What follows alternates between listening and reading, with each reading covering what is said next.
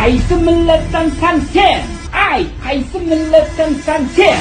O'zbek, qozoq, qirg'iz kim bo'lishlaringdan qat'iy nazar.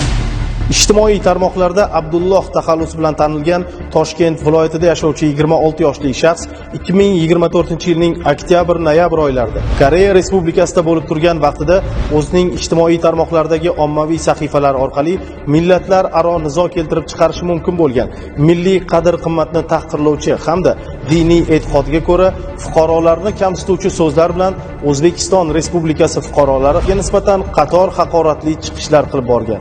Mana shu ijtimoiy tarmoqda kim o'zbek bo'lsa, u davlatni men tan olmayman. Bu davlatni men tushunmayman bu millatni. Qanaqa millat bu? Dalada. Ketmonchoq dalada. Uning chiqishlari ijtimoiy tarmoqlar orqali tarqalgach, jamoatchilikning keskin noroziligi, e'tirozlari hamda ko'plab muhokamalarga sabab bo'ldi. Bu gaplar uchun javob berasan hali. O'zbekiston seni yuvib katta qildi. Nima deyapsan sen chiqib olib? Senlar deyapsan, sen o'zbeklar deyapsan. Butun millatimiz. Sen vatanning nonini tuzini yeding va tupuryapsan ana shu tuzliqqa. Sani qilgan ishingga o'zi sen bilan gaplashishga o'zi aslida noloyiqsan. Bir marta emas, 10 marta, 100 marta video chiqadi so'kinib. Abdulloh Hazrat deb yozib olgansan. Qilgan ishing eng razil, eng yomon ish.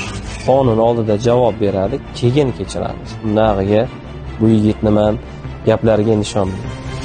Olingan ma'lumotga asosan ushbu shaxs joriy yilning 25-mart kuni Abu Dhabi Samarqand Airways orqali O'zbekiston Respublikasi hududiga keltirilib, huquq tartibot organlari xodimlari tomonidan protsessual tartibda ushlandi. Unga nisbatan qamoqqa olish tarzidagi ehtiyot chorasi qo'llanildi.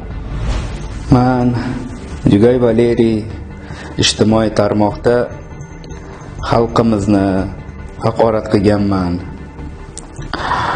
Men hammasini shu aktiv uchun qildim, tanilishim uchun qildim, lekin bu narsani hammasini tushunib yetib juda qattiq pushaymonman.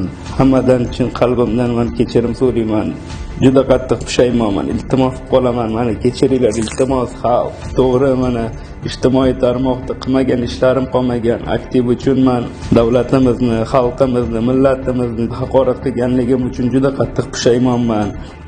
Va mana shu mehnatkash xalqimizdan chin yurakdan kechirimni so'ramoqchiman.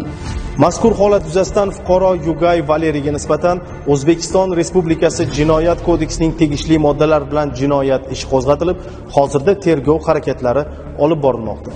Iltimos, meni kechiringlar.